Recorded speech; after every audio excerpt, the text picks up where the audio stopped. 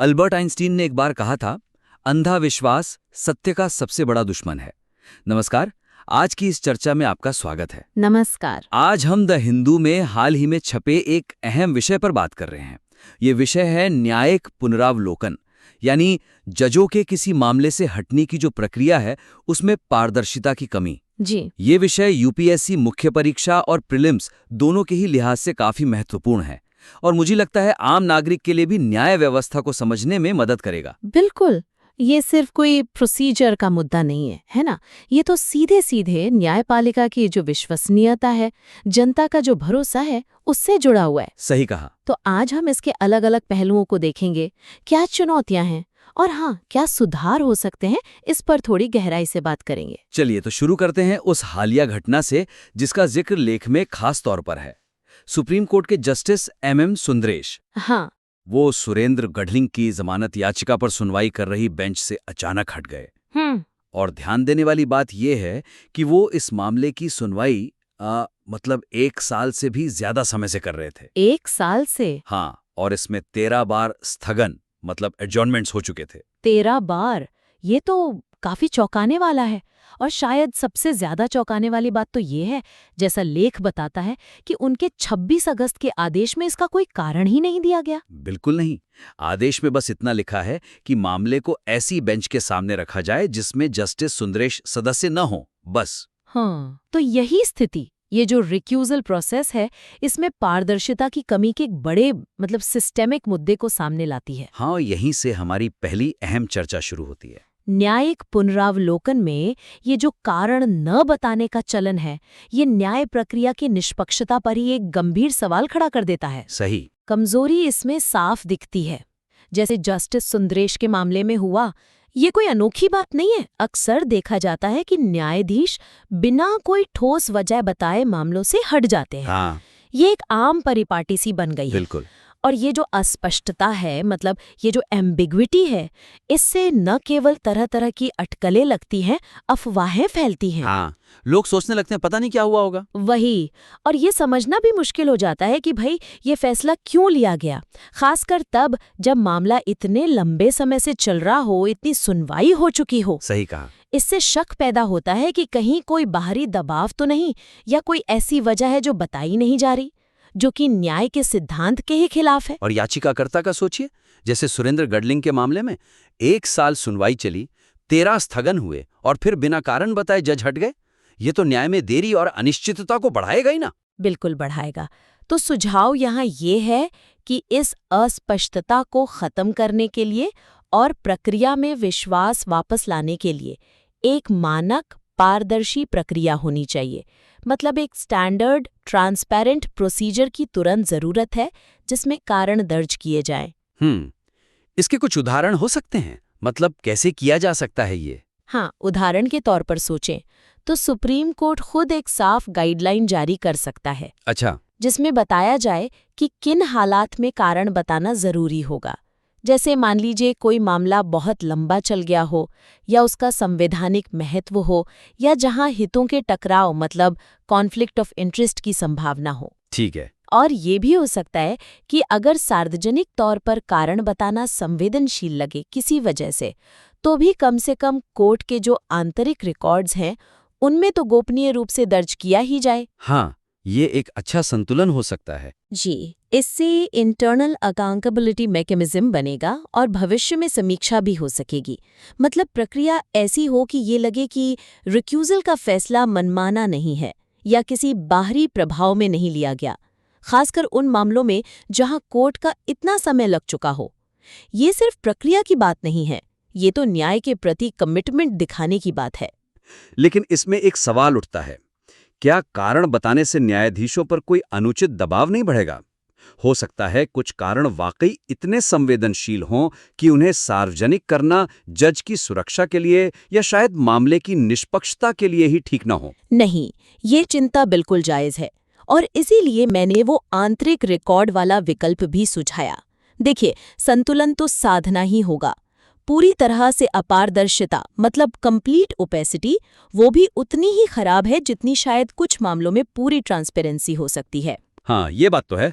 लेकिन अभी जो स्थिति है जहां कारण बताना लगभग पूरी तरह से जज के विवेक पर है, वो निष्पक्षता के सिद्धांत को कमजोर करती है। हमें एक ऐसी व्यवस्था चाहिए जो जज की स्वतंत्रता की भी रक्षा करे, पर साथ ही प्रक्रिया की जवाबदेही, उसकी अकाउंटेबिलिटी भी तय करे। बिना किसी वजह से हटना, खासकर आखिरी क्षणों में, वो न्याय की धारणा को चोट तो पहुंचाता ही है। ठीक है, तो मतलब जोर इस बात पर होना चाहिए कि एक मानक प्रक्रिया हो और कारण दर्ज करने की व्यवस्था बने। जी। लेकिन लेख में कुछ सकारात्मक उदाहरण भी दिए गए हैं जहां न्यायाधीशों ने पारदर्शिता दिखाई है। वो national company law appellate tribunal NCLAT के सदस्य जस्टिस शरद कुमार शर्मा का मामला काफी दिलचस्प है। हाँ, वो काफी चर्चित रहा था।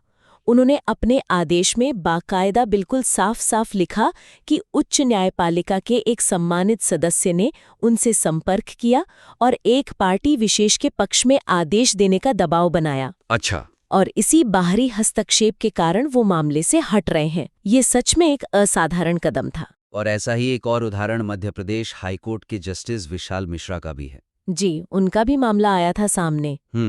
उन्होंने भी अपने रिक्यूजल आदेश में ये बात रिकॉर्ड पर लाई कि एक भाजपा विधायक ने अवैध खनन से जुड़े एक मामले में उनसे संपर्क करने की कोशिश की थी। ये दोनों ही मामले तो पारदर्शिता की मिसालें एक तरह से। बिल्कुल, और न्यायाधीशों द्वारा पारदर्शिता दिखाने के ये जो विरले उदाहरण हैं, ये न केवल न्यायिक जवाबदेही की क्षमता दिखाते हैं, बल्कि ये भी दर्शाते हैं कि बाहरी दबावों का सफलतापूर्वक सामना करने की संस्थागत इच्छा शक्ति भी कहीं न कहीं मौजूद है। ये एक सकारात्मक पहलू है। हाँ, स्ट्रेंथ या अपॉर्चुनिटी कह सकती हैं ऐसे। जस्टिस शर्मा और जस्टिस मिश्रा के ये कदम साबित करते हैं कि पारदर्शिता मुमकिन है, और ये न्यायपालिका की स्वतंत्रता पर किसी भी तरह के बाहरी असर या दबाव डालने की जो कोशिशें होती हैं, उनको उजागर करने का एक बहुत शक्तिशाली तरीका बन सकती है। हाँ, वो कहावत है ना, न्याय केवल होना ही नहीं चाहिए बल्कि होते हुए दिखना भी चाहिए। बिल्कुल, ये उसी सिद्धांत को मजबूत करता है। जब न्यायाधीश ऐसे दबावों को रिकॉर्ड पर लाते हैं, तो ये ना सिर्फ उनकी अपनी ईमानदारी दिखाता है, बल्कि पूरी न्याय व्यवस्था में जनता का भरोसा भी मजबूत करता है। सही बात है। ये एक संदेश जाता है कि न्यायपालिका बाहरी प्रभावों के प्रति सजग है और उनसे निपटने में सक्षम भी है।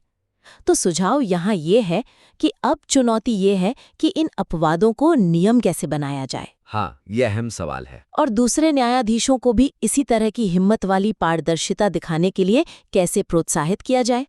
ये सिर्फ व्यक्तिगत नैतिकता का सवाल न रहे, बल्कि इंस्टीट्यूशनल कल्चर का हिस्सा बने। इसके लिए क्या किया जा सकता है? मतलब उदाहरण क्या हो सकते हैं? उदाहरण के तौर पर जो हमारी न्यायिक अकादमियां हैं, जहां जजों की ट्रेनिंग होती है, वहां जस्टिस शर्मा और मिश्रा जैसे केस स्टडीज को शामिल किया जा सकता है। अच्छा सुझाव है। इससे जो नए जज आ रहे हैं या जो सेवारत हैं, उन्हें ऐसे नैतिक सवालों का सामना करने और पारदर्शिता को प्राथमिकता देने की प्रेरणा और मार्गदर्शन मिल सकता है।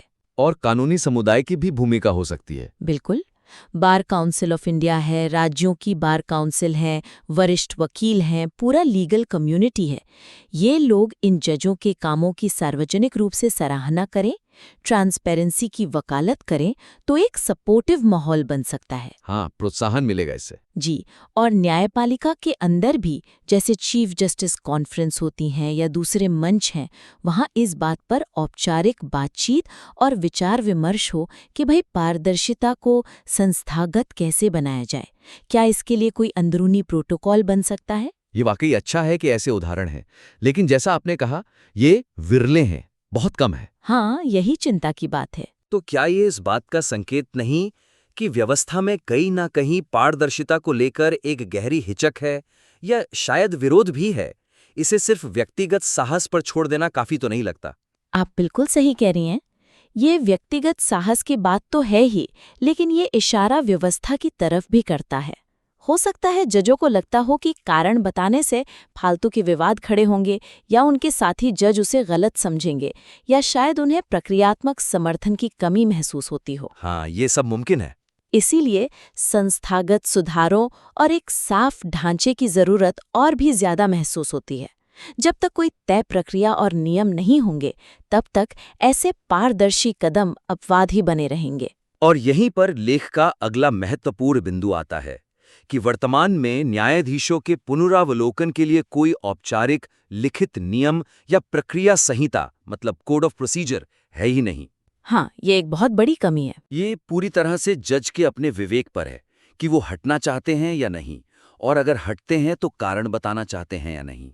कोई तयशुदा नियम नहीं। बिल्कुल। इसी कमी को रेखांकित करते हुए लेख में जस्टिस कुरियन जोसेफ रिटायर्ड का जिक्र है।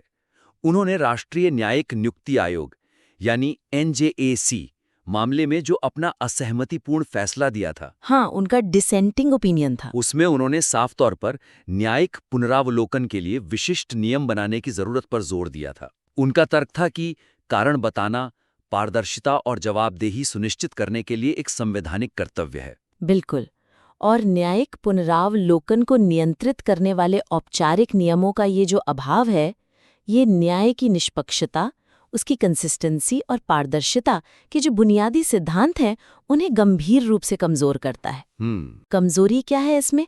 जब कोई साफ नियम या गाइडलाइन ही नहीं है, तो किसी मामले से हटने का फैसला पूरी तरह से उस जज के व्यक्तिगत विवेक पर, उनकी अपनी समझ पर और कभी-कभी शायद बाहरी चीजों पर निर्भर हो जाता है। हाँ, सब्जेक्टिविटी आ जाती है। बहुत ज्यादा। इससे प्रक्रिया में भारी असंगति पैदा होती है। मतलब एक ही जैसी स्थिति में अलग-अलग जज अलग-अलग फैसला ले सकते हैं। सही। ये मनमानी की संभावना को भी जन्म देता है और आखिरकार न्यायपालिका में जनता का विश्वास कम करता है। ये भी साफ नहीं है कि हितों का टकराव असल में है क्या। किन परिस्थितियों में माना जाएगा कि जज का कोई पूर्वाग्रह है? हाँ, ये परिभाषा स्पष्ट होनी चाहिए। ये जो अनिश्चितता है, ये न सिर्फ याचिकाकर्ताओं के लिए बल्कि खुद जजों के लिए भी भ्रम पैदा करती है। तो सुझाव सीधा सा है, जैसा जस्टिस कुरियन जोसेफ ने भी कहा और जो न्याय होते हुए दिखना चाहिए का सिद्धांत है, उसके मुताबिक रिक्यूजल प्रक्रिया को नियंत्रित करने वाले साफ, विस्तृत और औपचारिक नियम तुरंत बनाने की जरूरत है। और ये नियम सिर्फ सुझाव ना हो, बाध्यकारी हो, बाइंडिंग हो। तो ये नियम बनाएगा कौन और कैसे? इसके उदाहरण क्या हो सकते हैं? उदाहरण के तौर पर सुप्रीम कोर्ट खुद पहल कर सकता है, या फिर विधि आयोग यानी लॉ कमीशन को ये जिम्मेदारी दे सकता है कि एक विशेषज्ञ समिति बनाई जाए। अच्छा।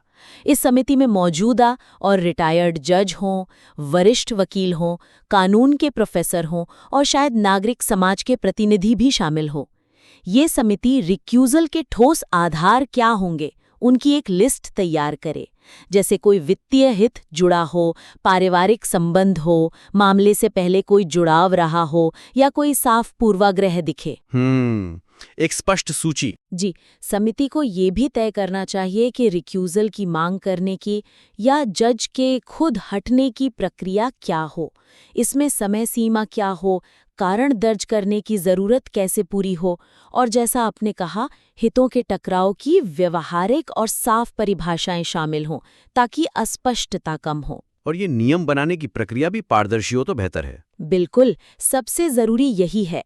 जो मसौदा नियम बने उन्हें सार्वजनिक प्रतिक्रिया के लिए जारी किया जाए। बार एसोसिएशन, लीगल एकेडमिक्स और दूसरे जो भी हितधारक हैं उनसे व्यापक सलाह मशवरा हो ताकि नियम प्रैक्टिकल हों, असरदार हों और ज़्यादा से ज़्यादा सहमति बन सके। हम दूसरे देशों को भी देख सकते हैं, जैसे यूके या दक्षिण अफ्रीका में रिक्यूजल्स को कैसे हैंडल किया जाता है। हालांकि भारत का अपना संदर्भ है, अपनी विशिष्टताएं हैं। नियम बनाना यकीनन एक महत्वपूर्ण कदम है, लेकिन क्या हर स्थिति को नियमों में बांधा जा सकता है? न्यायिक काम की प्रकृति ऐसी है कि उसमें कुछ हद तक विवेक मतलब डिस्क्रेशन की जरूरत तो हमेशा रहेगी। कहीं ऐसा ना हो कि बहुत ज्यादा नियम बनाने से मतलब ओवर रेगुलेशन से न्यायाधीशों के लिए अपना काम करना और मुश्किल हो जाए। नहीं, ये सवाल बहुत ही वाजिब है और उद्देश्य अति नियमन या चेकलिस्ट जस्टिस नहीं होना चाहिए कि बस टिक मार्क कर दिया।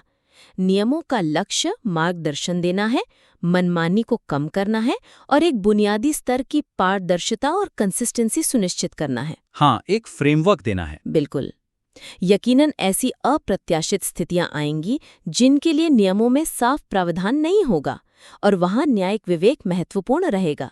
लेकिन अभी जो स्थिति है जहां लगभग कोई नियम ही नहीं है, उससे तो कहीं बेहतर है कि साफ दिशा निर्देश हों जो ज्यादातर सामान्य स्थितियों को कवर करें। सही बात है। नियम जजों को एक ढांचा देंगे जिसके अंदर वो अपना विवेक इस्तेमाल कर सकते हैं, न कि उनके विवेक को पूरी तरह से खत्म कर देंगे।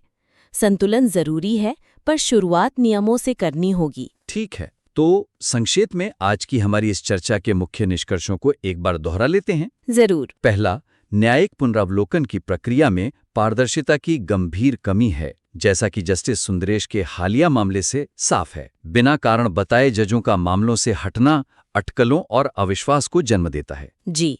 दूसरा, जस्टिस शर्मा और मिश्रा जैसे न्यायाधीशों ने जो पारदर्शिता दिखाई है, वो उदाहरण बहुत महत्वपूर्ण है। वे साबित करते हैं कि पारदर्शिता संभव है और ये न्यायपालिका की स्वतंत्रता की रक्षा में मदद कर सकती है।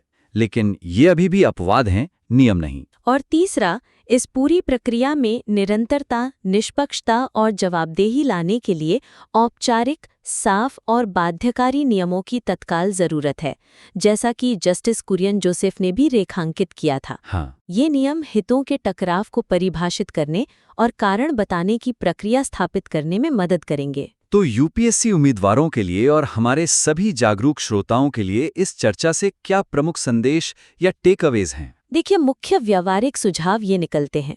पहला, इस मुद्दे के बारे में जागरूकता बढ़ाना और एक ऐसी व्यवस्था की वकालत करना जहां पुनरावलोकन के कारणों को कम से कम आंतरिक रिकॉर्ड में ही सही दर्ज करने की एक मानक प्रक्रिया हो। दूसरा, पारदर्शिता के जो सकारात्मक उदाहरण हैं, जैसे जस्टिस शर्मा और मिश्रा, उनको पहचानना, उनकी सराहना करना और उन्हें न्यायिक प्रशिक्षण और सार्वजनिक चर्चाओं का हिस्सा बनाने को प्रोत्साहित करना, ताकि वो दूसरों के लिए प्रेरणा बन सकें। बिल्कुल।